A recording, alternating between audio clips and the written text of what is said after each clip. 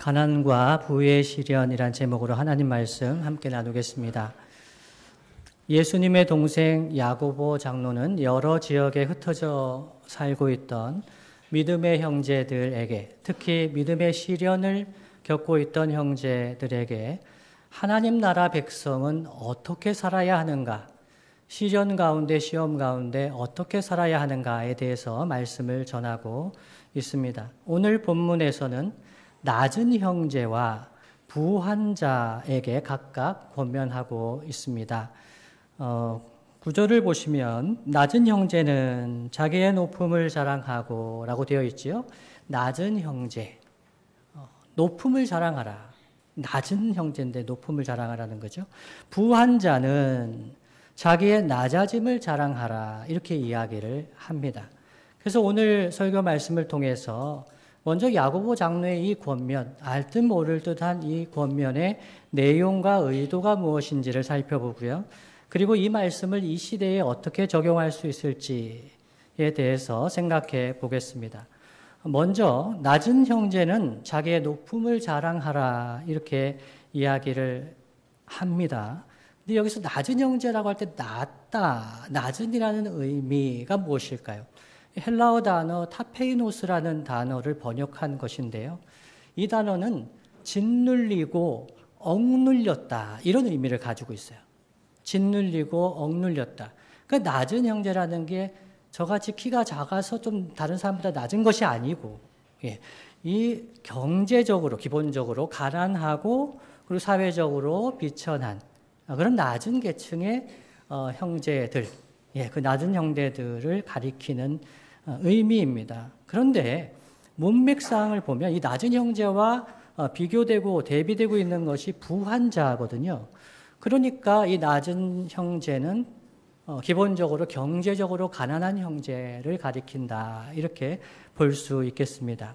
즉 낮은 형제는 안정된 수입이나 재산이 없어서 사회적으로도 비천하고 억눌린 계층에 속하는 사람이었다 볼 수가 있겠습니다.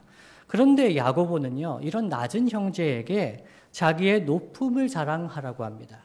여기서 이 높음이라는 말의 뜻에는 위엄이라는 의미가 담겨 있어요. 위엄.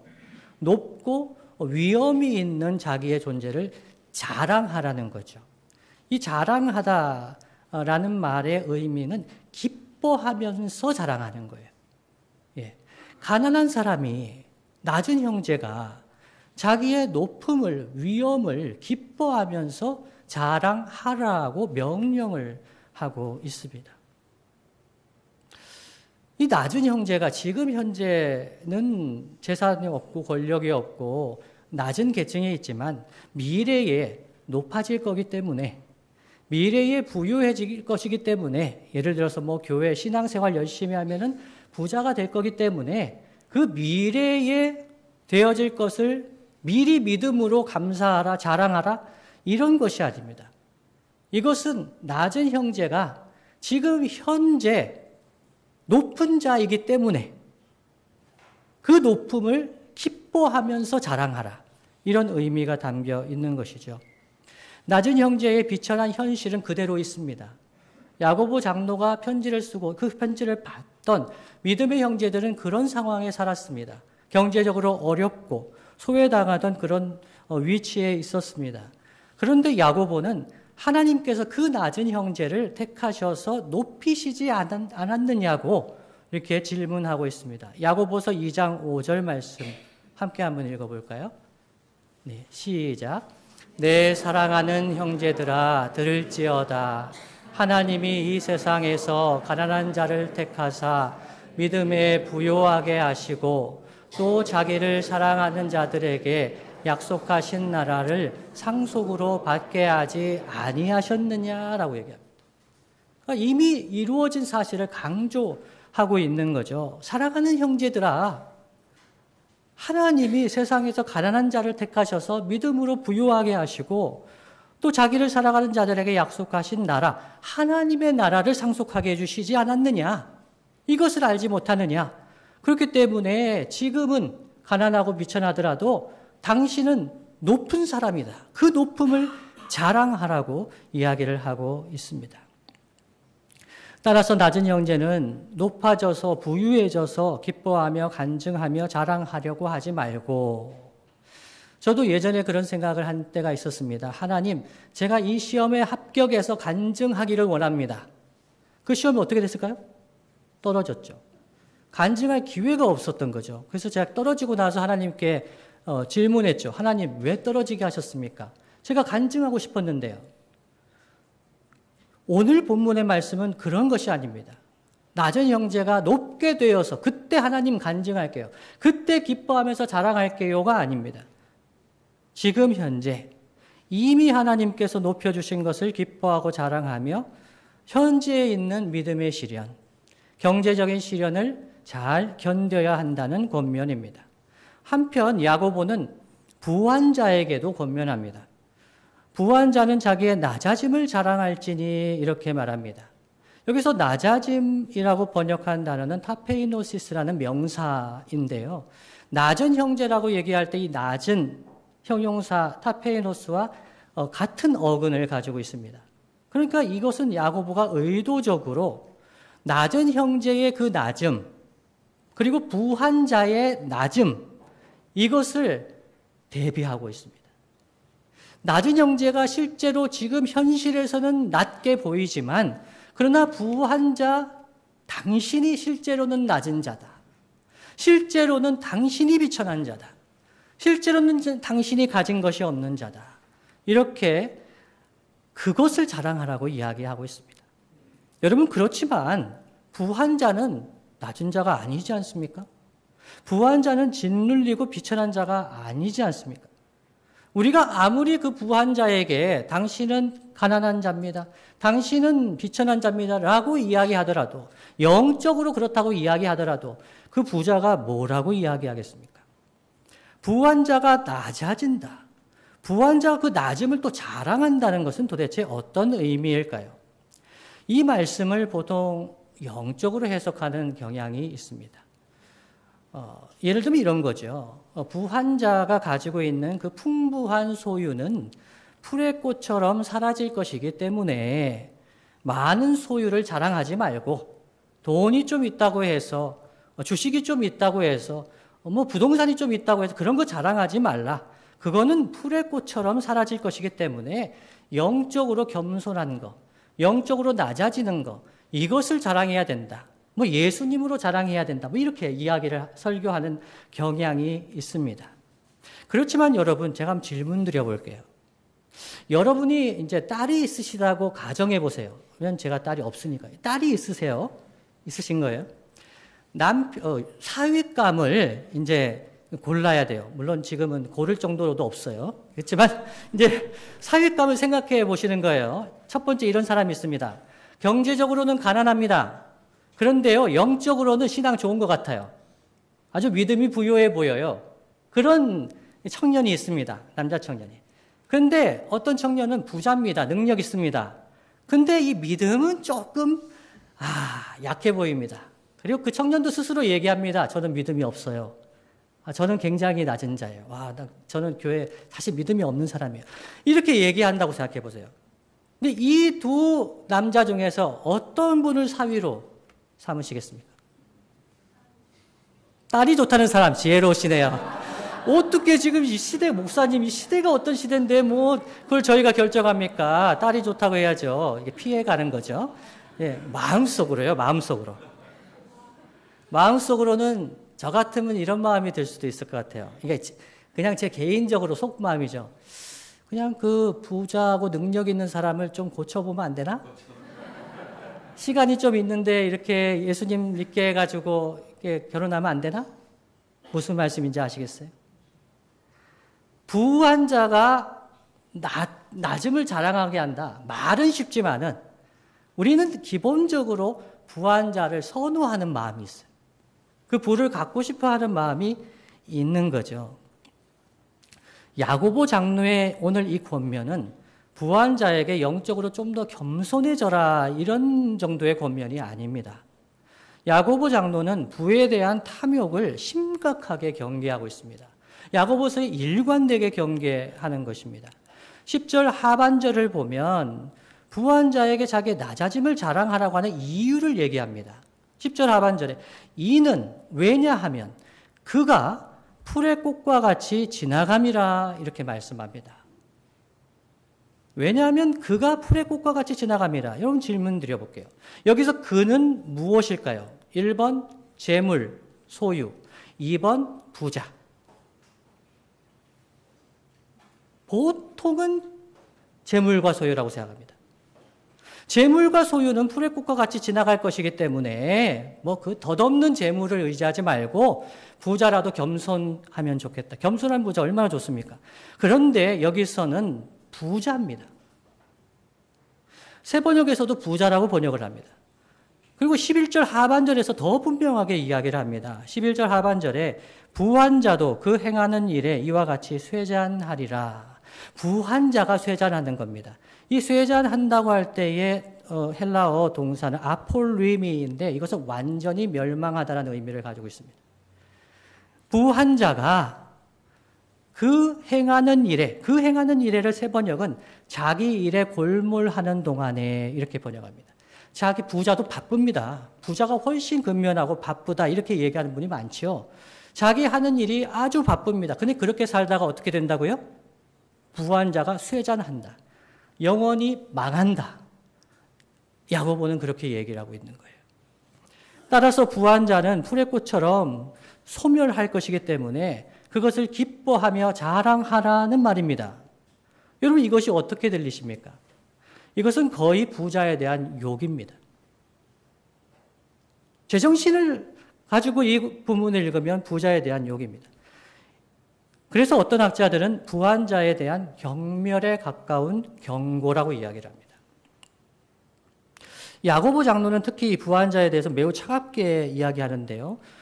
예를 들어서 낮은 자에게는 낮은 형제라고 이야기를 했는데 부한 자에게는 그냥 부유한 신자라고 얘기하지 않고 부한 자라고 얘기를 합니다. 근데 설교하시는 분들에 따라서 이 부한 자는 부유한 신자로 봐야 된다라고 이야기하는 분들도 있습니다. 왜냐하면 부한 자들에게 잘 보이고 싶어 하시려고 하는 겁니까? 본문은 그렇지 않다는 거예요. 본문의 야고보는 부한 자는 부한 자예요. 부한 자는 심판을 받은 것이라고 이야기를 하고 있습니다. 한 구절 더 볼까요? 야고보서 2장 6절에서 7절까지 말씀입니다. 야고보서 2장 6절에 7절 말씀 제가 읽어드립니다. 너희는 도리어 가난한 자를 업신여겼도다. 그 너희는 성도들입니다. 가난한 자를 왜 업신여기냐? 그러면서 왜 부자를 더 좋아하느냐? 이런 말입니다. 이 부자는 어떻게 했느냐? 너희를 억압하며 법정으로 끌고 가지 아니하느냐? 7절에요. 그들은 너희에게 대하여 일컫는 바 그 아름다운 이름을 비방하지 아니하느냐 얘기합니다. 그 부한 자는 어떤 사람인지 이제 그려지시죠. 교회에 대해서 주님의 이름, 그 아름다운 이름에 대해서 비방하고 교회에 뭐 다녀봐야 무슨 소용이 있느냐. 연약하니까 힘이 없으니까 하나님을 의지하는 거 아니냐. 그렇게 살아가는 사람들. 그 부한 자에 대해서 망한다. 이것을 이야기를 하는 거죠. 그래서 성도 여러분, 제가 제 야고보서를 강해하면서 시험이 무엇인가, 시련이 무엇인가, 그것은 믿음이 흔들리는 거다 말씀을 드리고 있습니다. 그런데 가난하게 되어도 믿음이 흔들리지만 여러분 부유해져도 믿음을 떠나고 버리는 사람들이 많습니다. 부를 사랑하는 마음이 들어올 때 갈등하고 마음이 두 마음으로 갈라지고 신앙의 믿음의 길을 떠나는 사람들이 있습니다. 내가 돈을 벌기 위해서는 이렇게 살면 안 되겠다. 그럼 신앙생활을 떠나는 사람들이 있습니다. 그래서 성도에게는 가난뿐만 아니라 부도 시험이 됩니다. 그런데 믿음에 해로운 영향을 미치는 정도라는 기준으로 보면 가난보다 부가 더 위험합니다. 부유하고 싶은 마음이 우리 마음에 들어오면 정말 어떻게 될까 두려운 마음이 들고 근심 걱정의 마음을 가득 채우게 됩니다. 부의 시험이 더 강력한 것 같습니다. 그래서 야고보는 가난 때문에 시련을 겪고 낮은 형제, 그 겪고 있는 낮은 형제를 위로하고 격려하면서 그 부한 자를 선망의 대상으로 여기면서 유혹을 받는 형제 자매에게 교훈하기 위해서 부한 자에 대해서 경고하고 있습니다. 이것이 첫 번째고요. 그렇다면 오늘 이 말씀을 우리의 삶 가운데 어떻게 적용할 수 있을까요? 첫 번째는요. 믿음으로 사는 자에게 경제적인 시련은 있습니다. 믿음으로 살려고 하면 경제적인 시련이 있습니다. 여러분 인생 살아오시는 동안에 이런 때를 한번 겪지 않으셨습니까? 눈 한 번 딱 감으면 성공할 수 있는 상황. 눈 한 번 딱 감고 요거 좀 이렇게 하면은 돈을 많이 벌 수 있는 그런 상황. 그런 때가 여러분 있지 않으셨습니까? 그런데 믿음으로 살기 위해서, 하나님을 사랑하기 위해서, 이웃을 사랑하려면 그러면 안 되지. 그런 마음으로 그 돈을 놓치고 그 기회를 포기하고 이렇게 살아가는 사람들, 믿음으로 살려고 하는 사람들에게는 이러한 고난, 경제적인 시련이 있습니다. 야고보 사도는 여러 가지 시험을 당하거든 2절에 그렇게 이야기하는데요. 여러 가지 시험 중에서도 경제적인 시련이 가장 기본적이고 성도들의 삶 가운데 여전히 있는 것입니다. 교회에 오래 다녀도 실직을 할 수 있습니다. 사업에 실패할 수 있습니다. 승진해서 거듭 누락될 수 있습니다. 어느덧 은퇴 시기가 다가오는데 자녀는 언제 공부 다 시키고 시집 장가는 어떻게 보내고 걱정이 근심이 들 때가 많이 있습니다. 집이나 부동산도 없고 있더라도 은행에서 잡아주지를 않습니다. 담보대출도 제대로 되지 않습니다. 제가 첫째 대학을 보내기 위해서 은행에 갔습니다. 제가 그래도 신용이 좋은 사람입니다. 한 번 연체된 적이 없고 한 번 과태료 온 적이 없습니다. 그런데 은행에 가서 주거래 은행에 가서 제가 마이너스 통장을 얻고 싶습니다. 사례 월급은 그래도 나쁘지 않았습니다. 그런데 그러면은 적어도 얼마 정도가 나와야 되는데 그때 은행 직원이 직업을 물어보더라고요. 네, 목사입니다. 그랬더니 난색을 표명하면서 고객님, 그냥 신용대출 받으시죠. 마이너스 통장이 안 됩니다. 되더라도 600만 원도 안 됩니다. 예, 그때 나오는데 힘이 쫙 빠지는 거죠. 제가 위암인 것 같다고 얘기 들었을 때 힘이 좀 빠졌는데 그 얘기 듣고 제가 힘이 쫙 빠지는 거죠. 얘는 어떻게 공부를 시킬까요? 서울에 간다고 하는데요. 우리 기성세대는 이런 어떤 경제적인 시련을 겪어왔습니다. 그런데 여러분, 요즘 청년들은 기성세대보다는 상대적으로 경제적인 시련을 덜 겪는다고 할 수 있을까요? 저는 그렇지 않은 것 같습니다. 부와 가난을 체감하는 것은 상대적인 면이 큰 것 같습니다. 예전에는요, 비교적 대다수가 가난했습니다. 그래서 저 집이나 우리 집이나 또 가난한 사람들이 많았습니다. 그래도 열심히 하면 집을 사거나 장사를 할 수 있는 기회가 있었습니다. 정말 정신은 없었습니다. 야근도 정신없이 하고 집에 못 들어간 적도 많고 그래도 정직원이 될 수 있는 기회는 있었습니다. 그런데 요즘 청년들 중에 다수는 많이 배우고 재능도 출중합니다. 제가 20대보다 훨씬 재능이 출중합니다. 외국어도 잘하고 자격증도 많습니다. 그런데요, 아무리 노력을 해도 일할 수 있는 기회가 주어지지 않는 그런 경우가 너무나도 많습니다. 그러나 우리 청년들이 지출해야 될 곳은 있습니다. 그래서 그 지출은 해야 됩니다. 그러다 보니까 부모에게 손을 벌리기가 너무 미안합니다.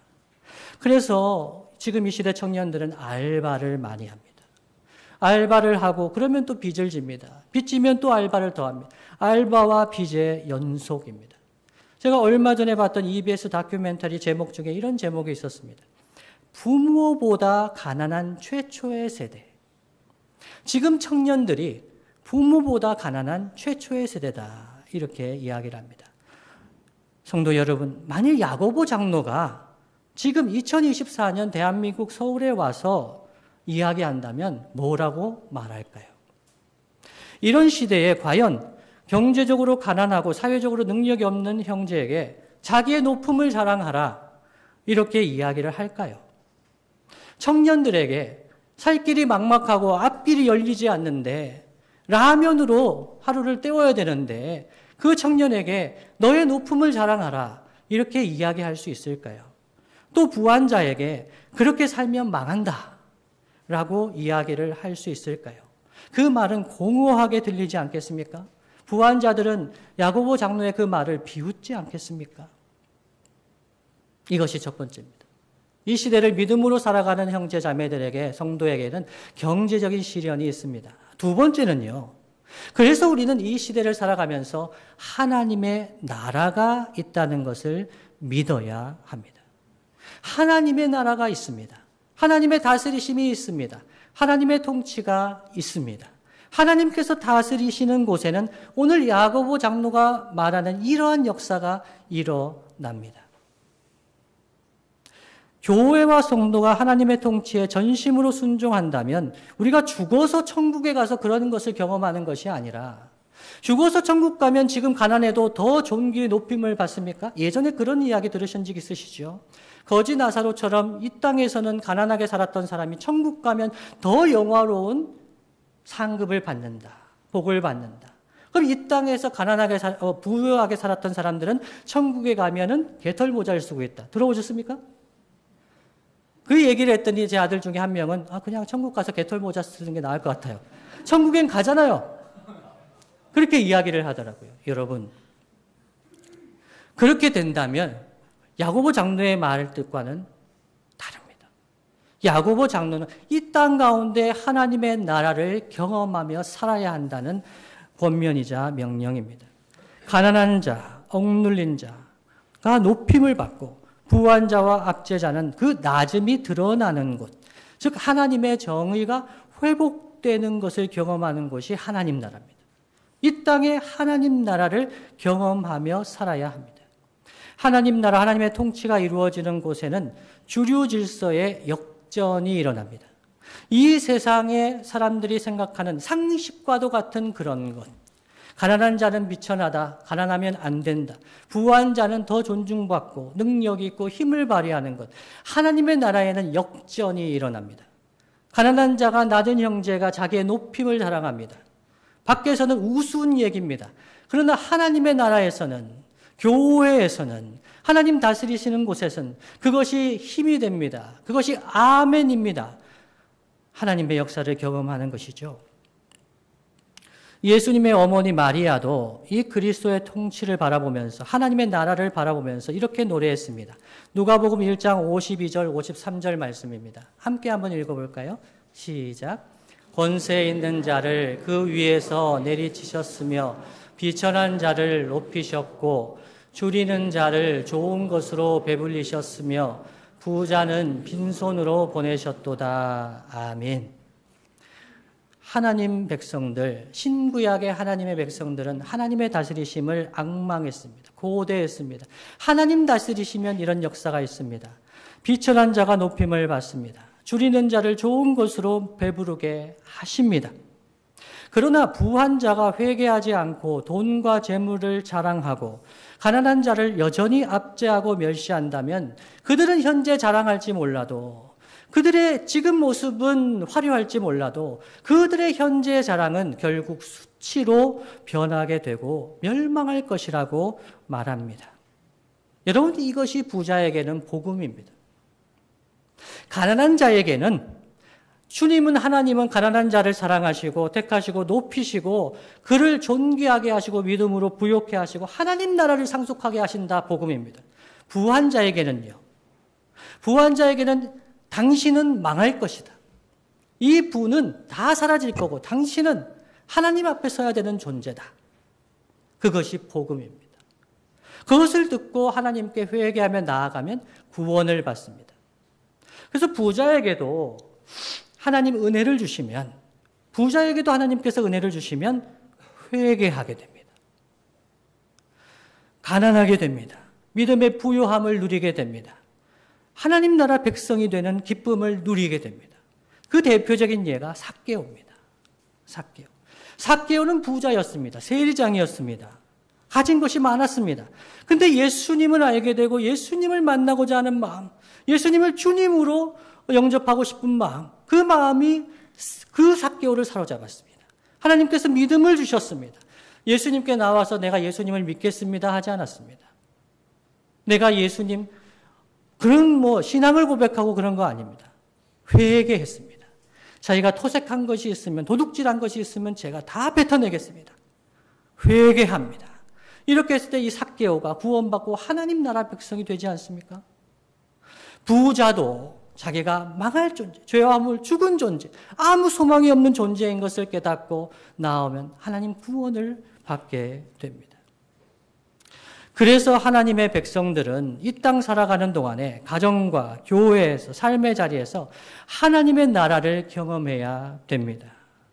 그런데 여러분, 우리가 이 하나님 나라를 경험하지 못할 때, 다른 말로 하면 가난한 자가, 낮은 자가 자기의 높음을 자랑하고, 그리고 부자가 나는 망할 존재라고, 그 부자가 회개하면서 하나님 앞에 나온 이 하나님 나라의 역사, 이 뒤집어지는 역사를 경험하지 못하면 우리의 신앙은 껍데기가 됩니다. 껍데기만 남게 됩니다. 말은 하나님의 나라를 이야기합니다.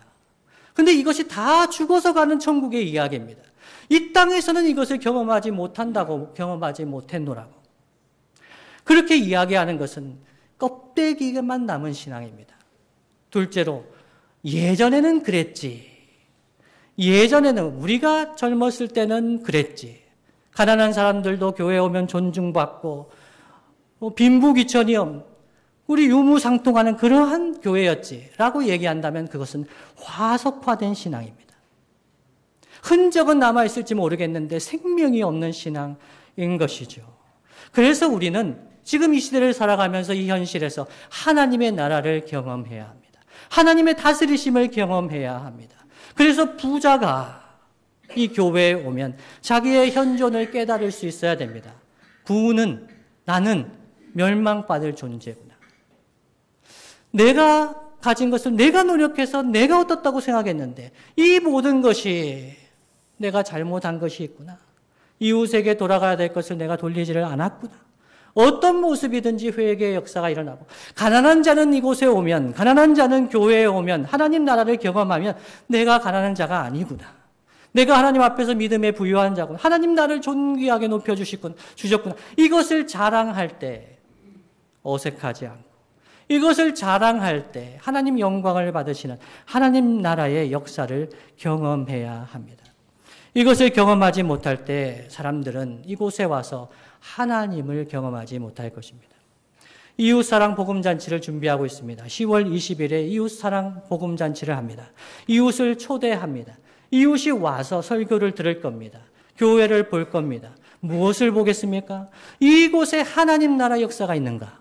오늘 말씀처럼 가난한 자가, 낮은 형제가 자기의 높음을 자랑할 수 있는가? 이상한 거죠. 이 시대에는 이상한 일입니다. 그러나 하나님 나라에서는 자연스러운 일인 거죠. 이러한 일이 어떻게 일어날 수 있겠습니까? 회개하고 예수님을 주님으로 모신 사람들, 그 사람들의 공동체에서 하나님 나라의 역사가 일어납니다. 나의 주인은 주님입니다. 하나님이십니다. 하나님을 주님으로 모시고 하나님 말씀에 순종하고 하나님의 통치를 받아들이는 사람, 가정, 공동체, 하나님 나라 역사가 일어나게 됩니다. 가난해도 괜찮다고 이야기합니다. 주님이 나의 주님이 되시기 때문에 그 가난을 이겨낼 힘이 있습니다. 부유해도 괜찮습니다. 그 사람 범죄하지 않습니다. 이 부유한 것 다 하나님 주신 거기 때문에 하나님 나라를 위해서 아낌없이 내어놓을 수가 있습니다. 그런 일이 일어날 때에 우리 공동체 가운데 개인의 삶에는 어떤 일이 일어날까요? 빌립보서 4장 11절로 14절 말씀에 이런 말씀이 있습니다. 제가 읽어드립니다. 내가 궁핍함으로 말하는 것이 아니니라. 어떠한 형편에든지 나는 자족하기를 배웠노니. 내가 예수님을 주님으로 만나면 자족하는 마음이 생깁니다. 이것이 우리 개인에게 일어나는 모습입니다. 12절에 보면요. 나는 비천에 처할 줄도 알고 풍부에 처할 줄도 알아. 모든 일 곧 배부름과 배고픔과 풍부와 궁핍에도 처할 줄 아는 일체의 비결을 배웠노라 말씀합니다. 가난하든지 부하든지 내가 다 어떤 상황에서도 자족하는 것을 배웠다는 거예요. 이 하나님 나라 백성의 능력인 거죠. 13절 말씀 보시면요. 이것은 사도 바울의 능력이 아니다. 내게 능력 주시는 자 안에서 내가 모든 것을 할 수 있느니라 말씀합니다. 내게 능력 주신 자 안에서 사도 바울에게 능력을 주셨기 때문에 가난도 자족하며 부할 때도 자족하며 그 모든 일 가운데서 하나님의 영광을 위해서 살아갈 수 있는, 하나님 사랑, 이웃 사랑을 위해 살아갈 수 있는 능력이 사도 바울에게 주님 주신 능력인 거죠. 이게 개인의 삶에 이루어지는 일입니다. 하나님 나라 백성에게 이루어지는 일입니다. 자족하니까 뭐 부러운 일이 있겠습니까? 그런데요, 공동체 가운데는 어떤 일이 일어날까요? 14절 말씀입니다. 그러나 무슨 말입니까? 나는 가난하고 부한과 아무 상관없다. 그런데 그렇지만 너희가 내 괴로움에 함께 참여하였으니 잘하였도다 이렇게 얘기합니다. 사도 바울이 감옥에 갇혀서 어려움 중에 있었습니다. 빌립보 교회 성도들이 그 어려움을 돌아보았습니다. 코이노니아 했다는 거예요. 그 성도의 어려움을 돌아보면서 함께 교제했다는 겁니다. 요즘은 교제가 나눈다는 것이 말 좀 대화하는 것으로 그렇게 축소되었습니다만 원래 코이노니아의 의미는 삶을 공유하는 것이죠. 경제적인 나눔을 포함하는 것이죠. 사도 바울이 어려웠을 때 빌립보 교회가 코이노니아 했다는 거예요. 교제했다는 거죠. 이것을 통해서 하나님 나라를 경험하는 거죠. 부유한 자가 자기가 가진 것을 자기 것이라고 이야기하지 않고 나누는 것이죠. 개인의 영역에서는 자족하는 마음이 생깁니다. 공동체 영역에서는 코이노니아가 일어납니다. 사도행전 4장 32절로 35절 말씀에도 이렇게 말씀합니다. 제가 읽어드립니다. 믿는 무리가 한 마음과 한 뜻이 되어 모든 물건을 서로 통용하고 자기 재물을 조금이라도 자기 것이라 하는 이가 하나도 없더라. 바보입니까? 자기 재물을 자기 거라고 얘기해야죠. 그런데 자기 재물을 조금이라도 자기 것이라 하는 이가 하나도 없더라. 왜요? 자족하기 때문이죠. 자족하고 있습니다. 그래서 내가 선풍기가 하나가 났는데 이걸 어떻게 필요한 사람이 있을까? 이런 마음이 생기는 거죠. 33절에요. 사도들이 큰 권능으로 주 예수의 부활을 증언하니 무리가 큰 은혜를 받아 그 중에 가난한 사람이 없으니 이는 밭과 집 있는 자는 팔아 그 판 것의 값을 가져다가 35절 사도들의 발 앞에 두매 그들이 각 사람의 필요를 따라 나누어 줍니다. 이렇게 말씀합니다.